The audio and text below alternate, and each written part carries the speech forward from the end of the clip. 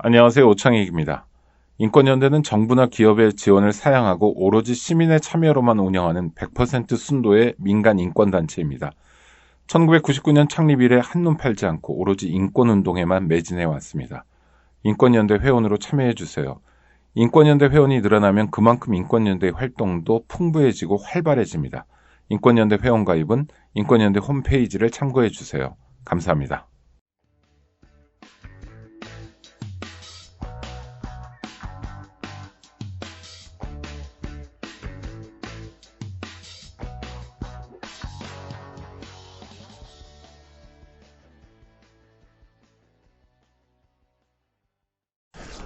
네, 안녕하세요. 오늘 오전에 강의하게 될 오인영입니다. 오늘 제가 드리고자 하는 말씀은 아주 단순한 내용으로 짜여져 있습니다. 젊으신 선생님들 놓고 제가 드릴 말씀은 아니지만 제가 나이를 조금 먹어보니까 아주 어렸을 때는 책도 한 권 다 외웠는데 한 20대는 문장 외우기 정도 했었고요. 제가 이제 60 다 돼 보니까 단어 외우기 정도로 퇴화됐습니다. 퇴화, 기억이. 그래서 오늘 드리고자 하는 말씀은 세 개의 단어로 압축하자면 첫 번째 드리고자 하는 말씀은 이름과 관련된 이야기이고요. 그 다음에 두 번째 드리고자 하는 말씀은 의미와 관련된 말씀이고, 세 번째 드리고자 하는 말씀은 기억과 관련된 말씀입니다. 그러니까 제가 장담컨대 여기 앉아계신 선생님들은 저 세 단어 정도는 한눈에 외우실 수 있을 것이다 이렇게 생각하시고, 혹시 조금 주변에서 들은 게 뭐냐 이렇게 물으시면 역사와 관련해서 이름과 의미와 기억에 관한 이야기를 들었다 이렇게 얘기하면 굉장히 뛰어난 논지 정리 능력을 가지고 계셨다 이렇게 생각하시면 됩니다. 먼저 강의는 한 50분 정도 하고요. 중간에 한 10분 쉬었다가 그 다음에 또 뒤이어서 한 50분 하고 질의응답으로 마무리하는 순서로 하도록 하겠습니다. 한 몇 년 전에 이제 제가 알고 있는 그 선배분이 독일로 교환 교수를 가셨는데요. 그 교환 교수 가신 분이 저한테 메일 보내주셔가지고 이야기해준 믿거나 말거나 이야기를 하나 잠깐 소개하고 내용으로 들어가도록 하겠습니다. 그 1960년대에 우리나라에서 소위 인력 수출 이런 말로 해서 독일에 광부하고 그 다음에 간호사 분들을 이렇게 파견한 적이 있습니다. 역사 속에서. 그 분 중에 이제 광부로 가신 분 중에 한 분이 독일에 정착을 하셔가지고 독일에서 이제 그 자파상을 하시고 그 다음에 거기에서 기반을 잡으셔서 이제 독일에 정착하신 분을 계신데요. 그분이 이제 그 어느 정도 독일에서 자리를 잡으시면서 여기 계신 분들 다 아시겠지만 독일에는 비싸고 좋은 차들이 많잖아요. 좋으니까 비쌀 수 있지. 좋으니까 비싸겠죠. 그래서 이제 생활의 기반을 잡고 좋은 차를 쭉 타시다가 이분이 이제 노년이 되셔서 연세가 좀 드셔서 갑자기 고국에 대한 향수랄까 애국심이랄까 이런 게 이제 작동하셔서 한국 그 모닝이라고 하는 작은 차를 이제 말년에 사셨다고 해요. 그게 이제 유럽에서는 피칸토라고 하는 이름으로 판매된다고 하는데요. 몇 년 잘 탔는데 이 차 타고 하루는 독일의 속도 무제한 고속도로 그런 거 들어보셨죠? 예, 아우토반에 딱 나갔는데 도중에 차가 가다가 고장이 났다는 거예요. 그래서 어떻게 하나 하고 연락처를 찾아보려고 이제 주머니 뒤지니까 공교롭게도 그런 날은 또 핸드폰도 안 가지고 나오셨고, 그래서 전전긍긍하고 있는데 그 포르쉐라고 아주 그 속도 빠르고 비싼 차가 한 대 딱 쓰더니 그야말로 잘생긴 이탈리아 청년처럼 생긴 젊은 친구가 탁 내려가지고 자기가 견인 장비가 있고 그러니까 그 자동차 정비소까지 견인을 해드리겠다고 친절을 베푼들 합니다. 이 양반 입장에서는 너무 고마워가지고 꼭 그러라고 감사하다고. 그래서 이제 약속을 했대요. 이게 차가 고장이 났으니까 가는 도중에 혹시라도 불편하거나 뭐 그런 일이 있으면 이제 그 앞에 전조등을 껐다 켰다 하고 이제 경적을 울려라. 그러면 이제 자기가 또 차를 세우고 무슨 일인지 확인을 하겠노라고 이제 약속을 했답니다. 그리고 이제 포르쉐가 이 피칸토를 견인해서 이제 아우토반을 달려가고 있는데 공교롭게도 그 포르쉐 옆으로 페라리라고 하는 또 이탈리아의 아주 스포츠카이며 비싼 차가 있습니다. 이 페라리가 싹 추월을 했다는 거예요. 근데 아까 주위에서 들으셨는지 모르지만 이 포르쉐 운전자가 젊은 친구예요. 그래서 자기가 운전하고 가는데 페라리가 자기를 추월하니까 이 친구가 어떤 생각을 했냐면 여기서 지면 인생에 진다. 이런 생각을 하고 저런 페라리 같은 놈하고 가속 페달을 밟아가지고 달리기 시작했는데 이게 시속 한 300km 정도로 이제 달린 겁니다.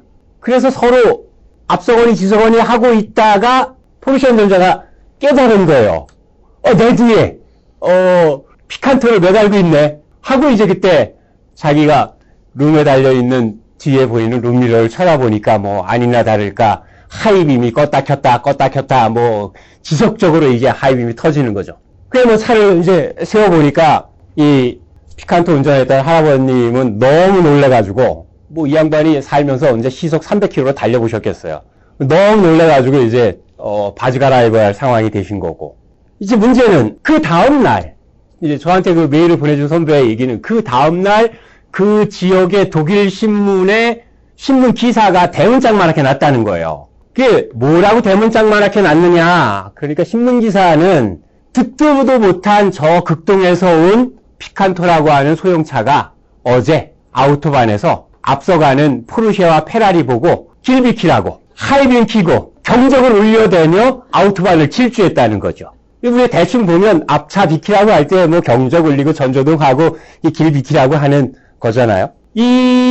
물론 믿거나 말거나 이야기입니다. 이 내용만 놓고 보면 그 기사를 작성한 지역 신문의 기자는 거짓말을 한 건 아니에요. 이 사람은 자기 눈에 비친 현상을 놓고 고속도로에서 차 두 대가 가고 뒤에서 가는 작은 차가 하이빔과 경적을 껐다 켰다 하고 그러니까 길을 비키라고 하는 현상으로 이 사람은 생각한 거죠. 그리고 이건 우리가 갖고 있는 상식이나 일반적인 통념에 비추어 보면 의례 그런 현상으로 해석할 수 있어요.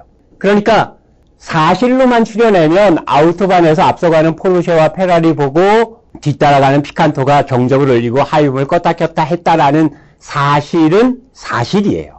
근데 그 사실이 그날 고속도로에서 일어난 일의 전모와 진실을 말해주는 건 아니에요. 제가 이 이야기를 꺼내서 여기 계신 선생님들에게 먼저 드리려고 하는 첫 번째 이야기는 우리 눈에 사실처럼 보이는 현상들이 굉장히 많지만 그게 사실이라고 해서 다 진실은 아니잖아요. 그러니까 어렸을 때 배우신 거 떠올려 보시면 우리는 오늘도 동해바다에서 해가 뜨고 서쪽으로 해가 진다라고 관용적인 표현을 쓰고 그 표현을 쓰는 거에 대해서 아무런 거부감이 없어요. 당연하고 옳은 말이라고 생각하는데 실제 그거에 관련된 진실을 말하자면 해가 동쪽에서 뜨는 건 아니에요. 그렇죠? 자, 우리는 살면서 눈앞에 굉장히 많은 사실처럼 보이는 다양한 현상들을 만나게 됩니다.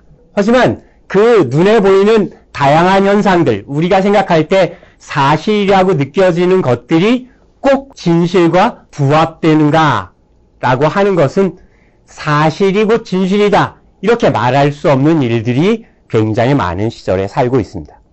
우리만 사실이고 진실이다 이렇게 말할 수 없는 시절을 사는 게 아니라 역사적으로 보면 긴 세월 동안 대부분 사실과 진실이 좀 어긋나는 그런 세월을 인류가 살아왔다고 할 수 있습니다.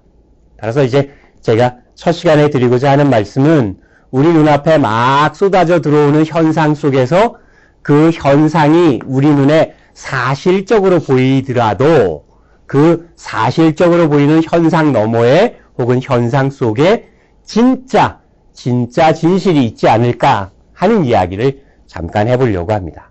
그 첫 번째 소재로 제가 삼은 게 이름과 관련된 이야기입니다. 우리가 내 눈앞에 보이는 현실을 눈앞에 보이는 있는 그대로의 현실이라고 생각하게 되는 것은 대체로 우리가 지금 가지고 있는 선생님들이나 제가 지금 현 시점에서 가지고 있는 기존의 우리가 옳다라고 믿는 생각, 그걸 좀 다르게 얘기하면 자기 자신의 가치관, 인생관, 세계관일 수 있고, 또 어떻게 보면 내가 어떤 현상을 접하기 전에 미리 알고 있거나 혹은 내가 살면서 체험했던 선입견이나 편견이라고 하는 형태로 내 생각을 가지고 있고, 내 생각을 지렛대로 해서 사실이라고 하는 것을 들여다보거나 내 생각을 프리즘으로 해서 사실이라고 하는 것에 여러 가지 현상들을 비추어 보는 셈이죠. 이거의 대표적인 게 이를테면 우리가 세계에서 제일 높은 산이 뭐냐 이렇게 질문하면 여기 계신 선생님들이 다 답변할 수 있습니다. 또 뭐 답변을 못할 수도 있는데요. 뭐 묻거나 말거나 에베레스트이죠. 저 어렸을 때는 제가 머리가 좀 아둔해서 저게 잘 못 외워졌어요. 잘 안 외워졌어요. 에베레스트하고 엘리베이터 이런 거 헷갈렸었고요. 카라멜하고 카메라 헷갈렸었고요. 이런 거 헷갈렸었는데 에베레스트라고 하는 게 세계에서 제일 높은 산이다 라고 하는 건 다 알고 있고, 심지어는 이제 조금 더 나가서 관심이 있거나 지식이 있는 분이거나 기억력이 좋으신 분은 저게 8,848m라는 것도 알고 계시고, 또 오늘날은 저걸 다시 정확히 측정하니까 8,850m라고 2m가 더 높아졌다는 논란이 있다는 것까지도 아시게 되는데, 이 에베레스트라고 하는 산은 네팔에 있잖아요. 네팔에. 그렇죠? 근데 에베레스트라고 하는 저 말이 딱 보기에도 네팔 같아 보이진 않아요. 그렇죠? 그래서 또 어느 공부하는 사람이 도대체 세계에서 제일 높은 산 에베레스트라고 하는 산이 있기는 네팔에 있는데 저 산 이름이 왜 영어식 에베레스트가 됐는가 라고 하는 것을 누가 또 한번 따져봤어요. 따져봤더니 저 에베레스트라고 하는 말은 실제로는 세계에서 제일 높은 산의 지명으로 생겨난 게 아니라 조지 에베레스트라고 하는 영국 사람의 이름에서 따왔다는 거예요. 그러면 조지 에베레스트가 누구냐? 이 조지 에베레스트라고 하는 사람은 19세기 중엽의 영국이 아시는 것처럼 세계의 영국 국기인 유니온 잭이 지는 날이 없다 할 정도로 거의 전 지구 영토의 한 5분의 1, 지구 인구의 한 4분의 1 정도로 식민지나 준식민지 상태로 만든 제국으로서의 영국의 시기, 영제국의 시기이잖아요. 세계적인 경영을 하려면 제일 먼저 해야 될 게 지형짐을 파악하는 게 중요하죠. 따라서 영국 애들은 전 세계에 해도 만드는 작업을 하고 전 세계의 지형지물을 파악하는 측량, 지리적 측량제들을 세계 각국에 파견하거나 그런 세계 각국의 그런 부대를 운영합니다. 이게 조지 에베레스트라고 하는 사람은 인도에 있는 인도에 있는 영국의 측량국의 국장이었어요. 이 사람이. 초대국장이었습니다. 초대국장. 그래서 이 사람이 그 이전에 조사되어 있었던, 그 이전에는 뭐 K15라고 하는 이름으로 그냥 부호처럼 불렸던 산 이름을 이게 해발 고도를 재보니까 세계에서 제일 높은 산이라고 하는 게 판명되었고, 그 세계에서 제일 높은 산이라고 하는 것이 이 조지 에베레스트가 인도에 있는 측량국 국장으로 있을 때 확인된 사실이어서 두 번째 측량국장으로 온 사람이 K15라고 하는 부호로 되어 있는 산에다가 이 자기 딴에는 저 일대 국장의 업적을 기리는 마음으로 에베레스트라고 하는 이름을 붙여줬다고 해요. 그러면 이 에베레스트라고 하는 산 이름이 생겨나기 전에 원래 그러면 그 산은 이름이 없었는가?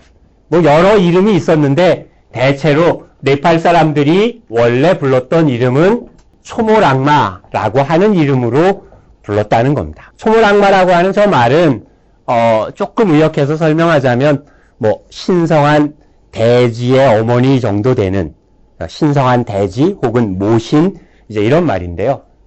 그러니까 실제로 초모랑마라고 불리웠던 네팔 사람들의 고유한 이름, 고유한 자기들이 불렀던 이름이 영국 사람들이 붙여준 이름에 의해서 저 이름은 우리의 기억 속에 들어오지 못하고 에베레스트라고 하는 이름이 널리 퍼져서 우리의 기억 속에 남고 학습의 대상이 되었다. 이렇게 볼 수 있죠. 그래서 어쩌자는 거냐. 이제 조금 돌이켜 다시 이야기를 바꿔 말하면 이렇게도 볼 수 있죠. 만약에 안중근 의사가 1909년에 하얼빈역에서 이토 히로부미를 처단합니다. 그 이토 히로부미는 우리가 보면 이 이토 히로부미는 조선 침략을 꿈꾸었던 일본 제국주의 세력의 일종의 표상 같은 인물이에요. 그렇죠? 요즘 일본 애들 식으로 이야기하자면 이 일본의 아베 정권 같으면 이제 조만간 걔네들 교과서에는 안중근도 테러리스트로 기재할런지 모르겠습니다만 우리가 볼 때 안중근 의사가 이토 히로부미를 저격한 거는 다들 아시는 것처럼 이토 히로부미라고 하는 자연인이나 개인에 대한 증오가 아니라 그것은 조선 침략을 획책하는 일본의 제국주의 세력에 대한 경고이자 그 제국주의 세력과 맞서 싸우려고 하는 그 당시에 조선 사람들의 의지의 발로이잖아요. 우리가 다 아는 것처럼.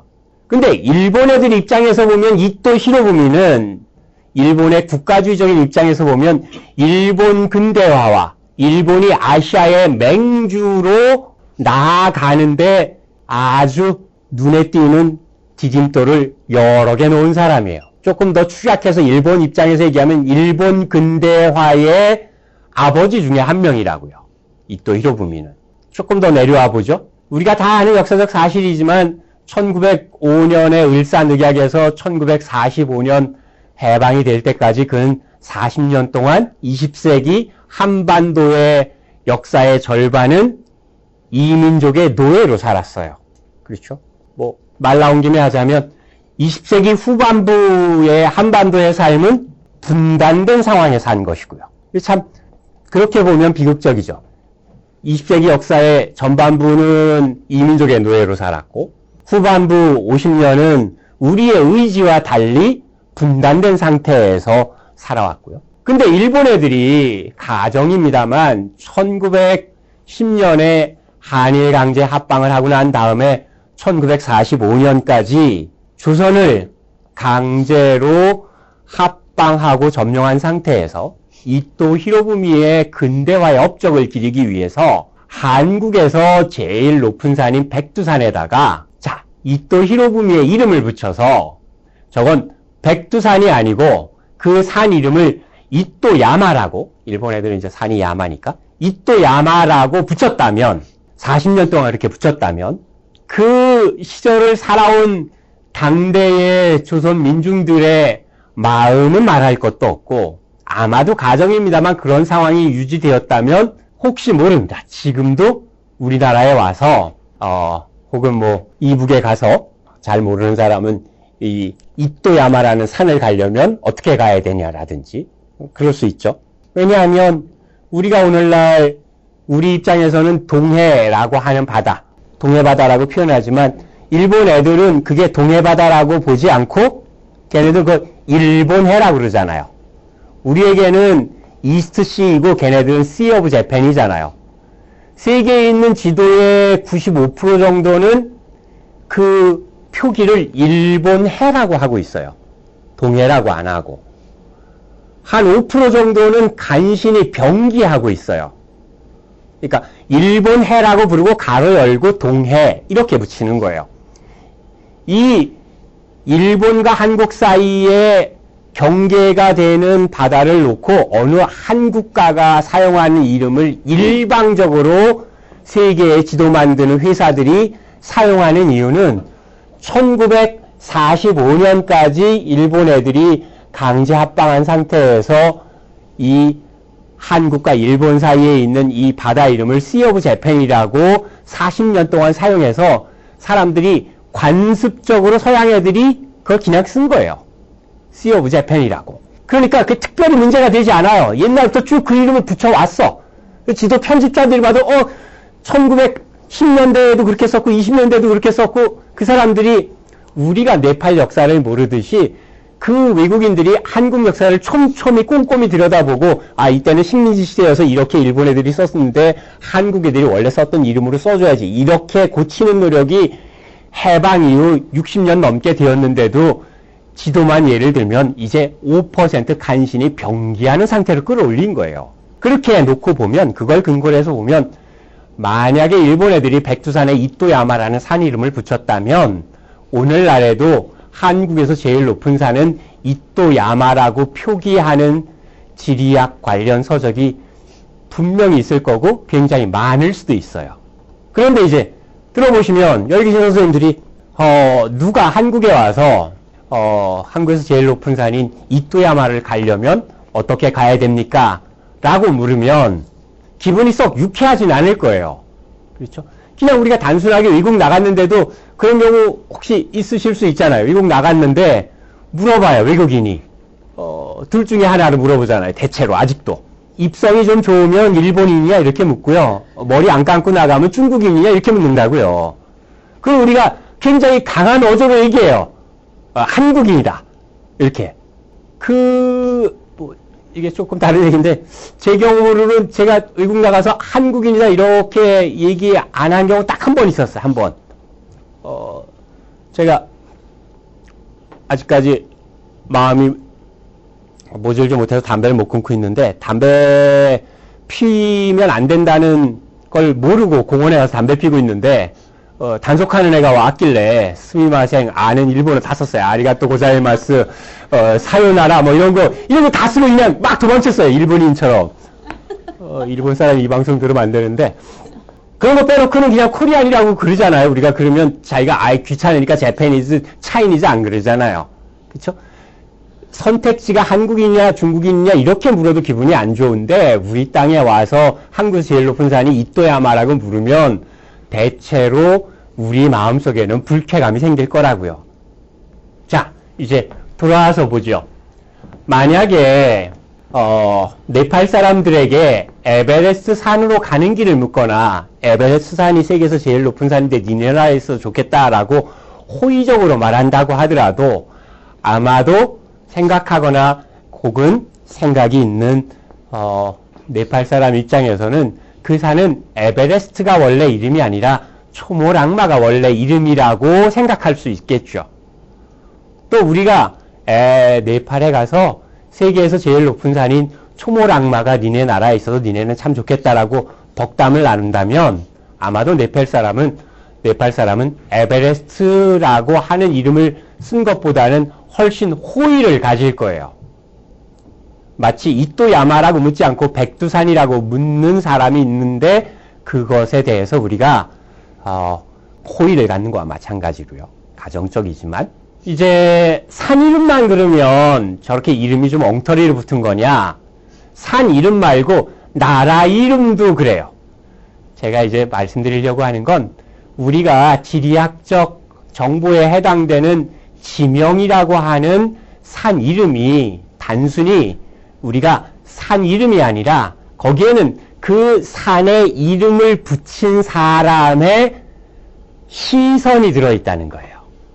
그걸 일반화하면 영국인의 시선으로 그 산을 바라봐서 에베레스트인 거잖아요. 그걸 조금 일반화하면 19세기 세계를 힘으로, 군사적인 힘으로, 경제적인 힘을 바탕으로 해서 좌지우지했던 서양인들의 시각으로 저 이름을 붙인 거예요. 그러면 서양인들이 저 이름을 붙일 때에는 원래 산에 이름이 있었는데 자기 시기에 이름을 붙이고 그게 세계적으로 통용됐다는 건 서양 애들이 가지고 있는 우월한 현실적인 힘을 바탕으로 해서 산 이름을 서양식으로 바꾸어 놓은 거죠. 그래서 이제 제가 드리고자 하는 말씀의 메시지는 잠깐 정리하고 가면 지명은 단순히 지리적 정보만 가지고 있는 게 아니라 우리가 중립적으로 보이는 지명에도 그 지명 안에는 시각이 있고 그것을 그 산이면 산을 바라보는 사람의 관점과 조금 더 깊게 나가면 그들의 세계에 대한 생각, 세계관이 반영되어 있다는 거예요. 우리가 지금도 그런 명칭 많이 쓰는데요. 우리가 보면 우리가 놓여 있는 한국은 우리가 흔히 극동이라고 그래요. 극동. 극동이라고 하는 건 동쪽의 끝이라는 거거든요. far eastern인데, far eastern. 우리가 동쪽의 끝은 아니잖아요. 우리나라에서 만든 지도는 우리가 세계의 중심이에요. 지구는 둥그니까 둥근 지구 안에 원래의 중심이 어디 있겠어요? 없죠. 그런 거 없죠. 근데 우리는 익숙하겠어요. 우리는 극동, 중동, 근동이라는 말도 써요. near east, 그 다음에 middle east. 이란, 이라크가 중동이라고 말하잖아요. 중동 전쟁이 일어났다고 하고. 아니, 우리 입장에서 보면 거기는 동쪽일 수가 없어요. 우리 입장에서 보면 그 동쪽 아니에요. 그 서쪽으로 쭉 가야 돼요. 서쪽으로 우리가 중동 가려고 하면. 그러니까 우리가 알고 있는 뭐 근동이다, 중동이다, 극동이다라고 하는 것을 재는 기점을 따져가면 이것도 19세기에 영국으로 가게 돼요. 영국 애들 입장에서 보니까 터키 정도 되면 가까운 근동이고 거기서 조금 더 가면 중동이고 그 다음에 거기서 한국, 일본까지 쭉 가려고 그러면 동쪽으로 아주 끝에 가야 되니까 극동인 셈이잖아요.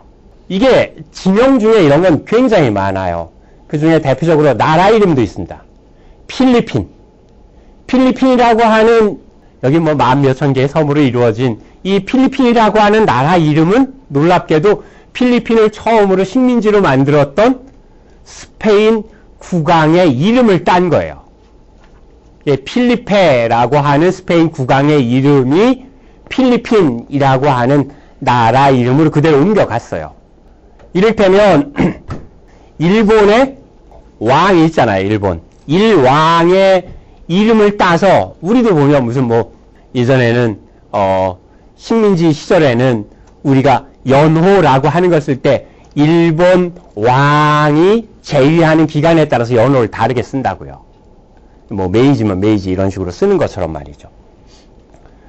그러니까 나라 이름도 만약에 그러면 일본 애들이 그런 식으로 한다면 한국도 한국이라고 부르지 않고 이를테면 메이지 이름을 따서 뭐 메이지 재팬 이렇게 부를 수도 있다. 이런 식이에요. 에콰도르라고 하는 나라 이름도 마찬가지예요. 이건 스페인 애들이 그 지역에 들어가서 조사해 보니까 이 나라에 에콰도르라고 하는데 나라 한복판에 적도가 지나가요. 적도가. 네, 그래서 적도라고 하는 말을 붙인 거예요. 그냥 밑도 끝도 없이 옛날에 소련 애들하고 미국 애들하고 그냥 38선 자대고 쫙 일직선으로 가서 38선을 경계로 해서 남한과 북한을 나눠 놓았듯이 아무 생각 없이 그냥 적도 지나가니까 에콰도르 이렇게 붙인 거예요. 나라 이름. 산 이름 그렇고 나라 이름 그렇고 이것도 그 에콰도르라고 불리는 그 지역에 살고 있는 원래의 거주민이나 필리핀이라고 불리는 그 지역에 살고 있는 원래의 거주민에게 묻거나 의사를 타진한 게 아니라 묻지도 따지지도 않고 그냥 지은 거예요. 누가? 스페인 애들이. 더 일반화하면 그 당시에 힘을 가지고 있는 서구인들이, 즉 강대국들이 자신의 시선으로 나라 이름을 지어버린 거예요. 그리고 우리는 그것이 그냥 자연스럽게 사용해요. 마치 포르쉐와 페라리 보고 길비키라고 뒤에서 하이빈 키고 경적 울렸던 피칸토를 놓고 어젯밤 고속도로에서 듣도 보도 못한 저 한국의 작은 차가 고속도로에 포르쉐와 페르쉐를 보고 길비키라고 아우토반을 평정했다. 이렇게 해석하는 일이 생겨날 수 있는 여지가 있죠. 이제 여전히 한 번 더 강조하자면 그러니까 우리는 특별하게 문제의식이 없거나 특별하게 주의해서 보지 않았는데 즉 촘촘하고 꼼꼼하게 들여다보지 않으면 그냥 우리가 알고 있는 아주 잘 작동하는 기존의 생각에 맞추어서 사물을 보기가 쉬워요. 마치 전조등 켜고 경적이 울리면 길비키라고 하는 사인으로 해석하는 게 당연한 것처럼 우리는 당연하다고 생각하지만 사실은 그게 당연하지 않은 생각인데 우리 머릿속에 당연한 생각처럼 들어와 있을 수가 있다고요.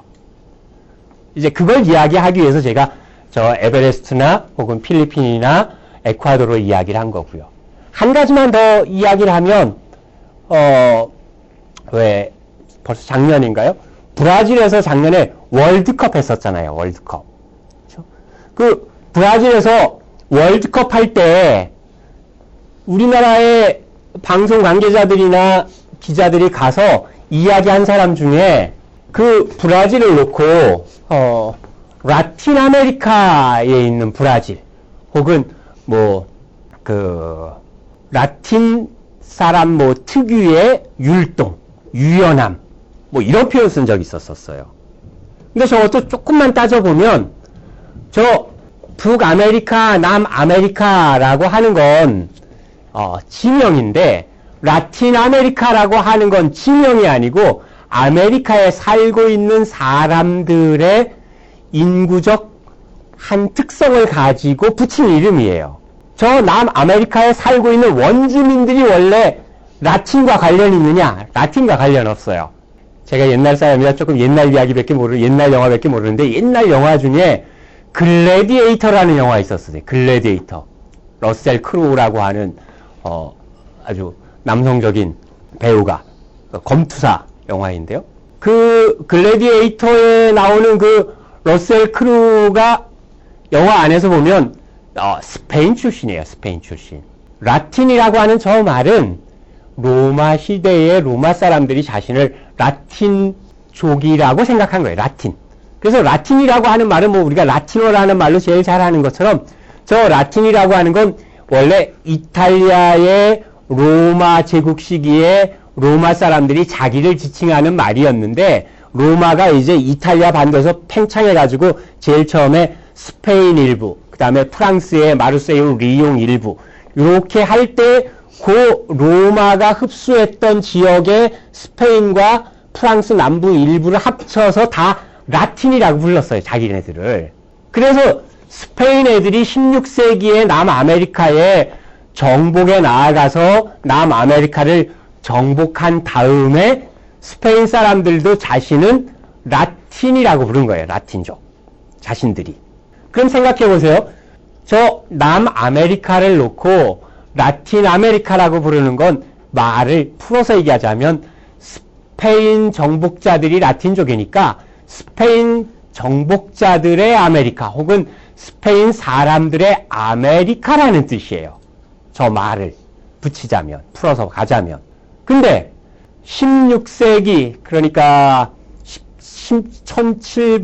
1621년, 1628년 요즈음 되면 이제 스페인 애들이 거기에 있는 잉카 문명, 그 다음에 마야 문명 이런 거 이제 다 모두 멸망시키고 스페인 애들이 남아메리카를 완전히 점령한 상태가 되거든요. 그리고 나서 츠베르탕 토도로프라고 하는 문학이론가이자 불가리아 출신으로 프랑스에서 활동하고 있는 그 학자의 설명에 의하면 그 사람이 미국 정복, 아메리칸 컨퀘스트라고 하는 책에서 이야기하는 건데요. 스페인이 남아메리카에 들어가서 거기를 점령한 이후 100년 동안의 인구 변동을 한번 봤어요. 그랬더니 스페인이 점령해 오기 전에 남아메리카 지역에 살고 있었던 소위 원주민, 원토착민들이 약 1600만 명 정도로 추정되었는데 스페인이 점령하고 난 다음에 100년이 지나서 그 원주민들이 남아있는 숫자가 100만 명 정도로 줄어요. 그럼 생각해보세요. 100년 사이에 근 1500만 명이 죽은 거예요. 100년 사이에. 그러니까 산술적으로 따지면 1년에 15,000명씩 죽어야 돼요. 그 기간이. 만약에 라틴 아메리카라고 우리나라에서 그냥 편하게 라틴 리듬이 어떻고 그 율동이 어떻고 유연함이 어떻고 이렇게 하는 거에 악의가 들어있는 건 아닌데 라틴 아메리카라고 하는 저 말을 300년 전, 400년 전에 그 지역에 살았던 사람들이 자, 여기는 스페인 사람들의 아메리카라고 부를 거야 라고 했다면 그 죽어갔던 1500만 명의 원주민들 입장에서는 이게 눈 감기 어려운 일이에요. 죽어도. 그렇지 않겠어요? 이를테면 식민지 시절에 일본 애들이 여기는 조선이라는 이름으로 부르면 안 되고 일본 자기네가 내지고 여기는 그냥 반도야. 이렇게 부른 거와 마찬가지로 요보라고 부르고 낮춰 부르고 뭐 센징이라고 낮춰 부르는 거와 마찬가지로 그러니까 제가 지금 드리고자 하는 말씀은 아주 단순한 거예요. 산 이름 예를 들었었고 나라 이름 예를 들었었고 대륙 이름 예를 들었는데 이게 그냥 우리가 보통 때는 자연스럽고 그냥 늘상 사용해서 별 문제가 없을 것 같은데 사실은 조금만 들여다보면 여기에는 단순한 지명 이상의 이 지명을 처음으로 붙인 사람들의 시선, 세계관, 세계를 바라보는 이들의 인식이라고 하는 게 깔려 있는 셈이죠. 이제 마무리해서 첫 시간을 이름 이야기를 마무리하자면 이런 자연적인 지형 지물에 대해서만 이름 붙이기가 잘못된 게 아니라 역사 속에서는 이런 잘못된 이름을 붙이는 현상들이 굉장히 많아요. 제일 잘 알고 계시는 게 우리가 알고 있는 근현대사의 일본과 한국의 관계예요. 일본 애들은 1905년에 조선의 군사적 주권과 외교적 주권을 빼앗아 가는 조약을 일본 애들은 1905년 을사보호조약이라고 붙였어요. 을사보호조약. 이건 마치요. 내가 노예로 삼으면서 다른 사람을 노예로 삼으면서 내가 너 주인으로서 밥 굶지 않고 배골지 않게 잘 보호해 줄 테니까 너와 나 사이에 노예 계약을 쓰는데 노예 계약이라고 안 그러고 인신 보호 계약이라고 쓰는 거와 똑같은 거예요.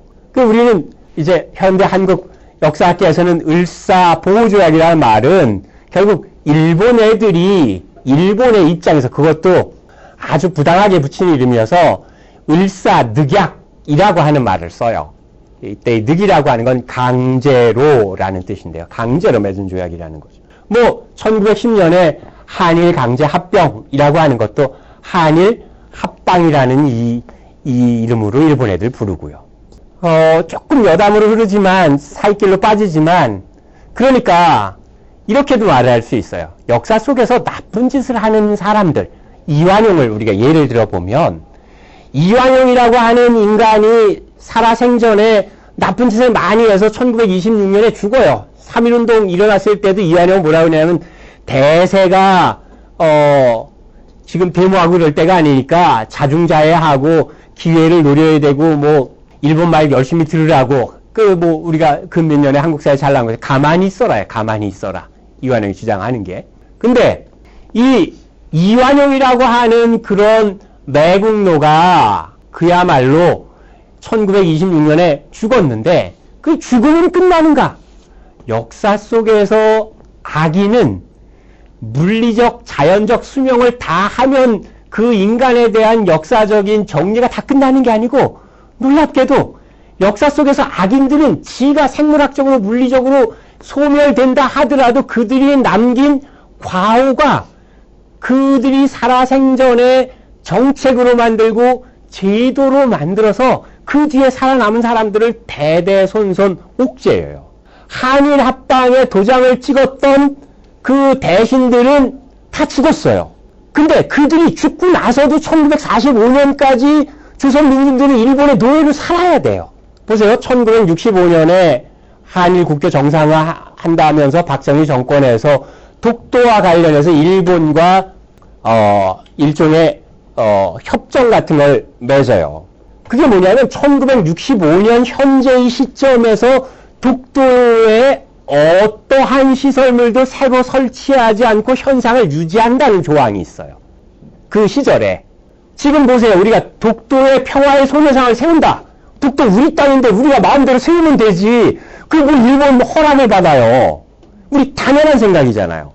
근데 1965년에 국교 정상화의 주역으로 주도했던 사람 중에 JP는 아직 살아있군요. 죽었다고 말하려고 그랬는데 아직 살아있는 사람도 밀리 있지만 대부분 사회 정치적인 파워는 상실했는데 1965년에 그들이 만들어 놓은 그 잘못된 결정에 따른 나쁜 영향은 제도로 지금 말한 것처럼 국가 간의 협정으로 혹은 나라의 정책으로 살아남아서 아직 21세기를 사는 우리의 마음에 분노를 일으킨다고요. 까딱하면 이게 그리고 스트레스 심해지면 이제 암 걸리게 돼요, 이거. 돌아와서요. 제가 이야기하고자 하는 거에 이제 마지막 정리입니다. 첫 시간에 이름과 관련되어서. 이 일본 애들이 이런, 자신들 멋대로 그 지역에 살고 있는 사람들의 생각이나 시선이나 그들의 처지는 전혀 고려하지 않고 자기 멋대로 이름 붙이기, 만약에 세계 대회가 있다면 일본이 1등이에요, 1등. 다 아시는 것처럼 일본 애들은, 서양 애들은 기껏해야 자연 지물에 이를테면 산이나 대륙이나 뭐 강이나 나라 이름 정도의 지들 마음대로 편의적인 이름을 붙여놨는데, 일본 애들은 놀랍게도 우리가 다 아는 것처럼 사람 이름을 뜯어고치려고 하는 거예요, 사람 이름을. 그런 경우 없으세요? 제가 어렸을 때, 지금 보셔서 아시겠지만, 제 어렸을 때의 별명이 와리바시였어요, 와리바시. 그 와리바시란 나무젓가락의 일본 말인데, 그래도 제가 이렇게 피쩍 말랐어도 이거 30년 동안 이거 체중 관리 안 하고 굉장히 애쓴 거예요, 제가 이거. 이 마음의 지조는 못 지켜서 내가 체중의 지조는 지킨다, 이런 마음으로 이 56kg를 꾸준히 유지하고 있다고요. 근데, 어렸을 때 그 별명이 그렇게 싫었어요. 와리바시라는 별명이. 근데 보세요. 일본 애들이 한국 사람을 놓고, 이를테면, 한국 사람의 이름을 바꾸겠다라고 하는 건 뭐 뜻은 여러 선생님 다 아시니까 한국인들이 일본과 동근 뿌리가 같고 조상이 같다. 왜 그렇게 했겠어요? 일본 천황이라고 하는 이민족의 왕을 위해서 네가 기꺼이 목숨을 버리려면 이민족의 왕이 아니라 원래 이 사람이 원래 너희들 조상들 우리 조상들이 한 뿌리였기 때문에 이 일왕이 지금 너희의 왕이라고 설득해야 돼요. 그러니까 노예 보고 너를 노예로 삼은 주인을 위해서 목숨을 바치는 게 노예의 정당한 도리인데 네가 그 도리 잘 하도록 하기 위해서 내가 주인의 이름을 너에게 하사하노라예요. 이름 안 붙이면 반항하는 걸로 보고 너 처단하겠다고. 동주란 영화에도 나오고 뭐 역사적 사실이지만 동주도 일본에 유학 가기 위해서 이름을 고치잖아요. 이름을 고치지 않으면 학교를 다니지 못하니까. 그러니까 이제 뭐 어떤 사람은 또 자발적으로 해요. 다카키 마사오 이런 거 막 자기가 해가지고 이제 자발적으로 하는 사람도 있는데 요컨대 일본 애들이 사람의 이름을 바꾼다라고 하는 건 제가 아까 뭐 제가 어렸을 때 와리바시 이런 얘기도 했지만 한 개인의 정체성을 완전히 바꾸는 거예요. 그렇죠? 생각해 보세요. 역사 속에서 사람이 아니라 이름만으로 하면 자 1894년에 처음으로 동학을 믿는 농민들이 봉기를 일으켜서 이러한 사회적 제도가 잘못되었다라고 자신들의 의사 표시를 할 때 그 사건을 처음 기록한 조선 왕조의 입장은 동학난이에요. 난이라고 하는 건 반란이라는 거예요. 누구의 시선이냐? 왕의 시선이에요. 지배자의 시선이에요. 강자의 시선이에요. 그들의 시선으로 보면 이건 왕에 대한 반역이고 지배 질서에 대한 도전이며 저항이고 그래서 용납할 수 없는 거예요. 근데 오늘날 우리는 그걸 동학난이라고 부르지 않아요. 동학농민봉기, 동학농민전쟁, 동학농민혁명 혹은 더 나아가서 이게 동학이라는 울타리를 넘어서서 농민전쟁, 농민혁명 혹은 1894년 혁명 뭐 이렇게 봉기니 혁명이니 전쟁이니 하는 식으로 이 운동을 일으킨 주체들의 힘을 강조하는 쪽으로 다시 말하면 그 동학이라고 하는 농민이라고 하는 세력을 위에서 아래로 쳐다보는 위로부터의 시선이 아니라 아래 동학을 일으킨 사람들 농민들의 시선으로 아래에서부터 위로 보는 시각으로 시각을 바꾸면 이름도 바뀌는 거예요. 그러니까 동학난이 아니라 동학농민전쟁이나 동학혁명이라고 이름을 바꿔 부르는 것 자체가 이름만 바꾸는 게 아니라 결국은 그 동학농민봉기라고 하는 역사적인 현실을 바라보는 생각, 시각, 인식이라고 하는 걸 바꾸어 준다고요. 그래서 그런 인식 때문에 우리나라 근 10년 내에 청문회 할 때 보면 놀라운 일이 일어나잖아요. 장관들이 중학생이 아는 답변을 못해요. 5.16이 구테타냐 혁명이냐 이렇게 묻잖아요. 그러면 뭐 유학 갔다 오고 박사학위 다 딴 사람들이 뭐라고 하냐면 역사 공부가 짧아서 제가 답변을 못한다든지 역사적인 논란이 있는 문제이기 때문에 자기가 답변하기가 부적절하다는 거예요. 중학생도 다 아는데. 5.16을 구테타로 바라보느냐 혹은 혁명으로 바라보느냐라고 하는 이름은 이름의 문제가 아니라 시각의 문제이고 역사를 대하는 근본적인 인식의 문제이기 때문에 그것이 중요한 문제가 되어버렸어요. 자, 이제 마무리해서 첫 시간을 정리하고 잠시 브레이크 하겠습니다. 그러니까 제가 첫 시간에 선생들에게 드리고자 하는 이야기의 대강은 이런 것입니다. 역사 속에서 지명, 임명 혹은 사건에 대한 여러 가지 이름들은 사실은 원래부터 그런 이름이 있었던 게 아니고 그 사건이나 그런 현상이 일어났을 때의 강자, 조금 더 세게 나가면 지배자, 조금 더 나아가면 강대국이나 패권 세력들의 시선으로 그 지명, 임명 혹은 사건의 이름을 붙인 경우가 대단히 많다. 그러면 뒤집어 보면 우리가 에베레스트를 초모락마라고 부르고 라틴 아메리카가 아니라 남아메리카라고 불러주고 다카키 마사오가 아니라 박정희라고 이름을 바꾸어 부르고 구테타를 구테타라 하고 혁명을 혁명이라고 이름을 옳게 불러주는 그 일이 사실은 연도 외우거나 태종태세 읊조리는 것보다 훨씬 더 중요하고 어떻게 보면 훨씬 더 기본이 되는 역사의식, 역사를 바라보는 기본적인 시각의 바탕에 놓여 있어요.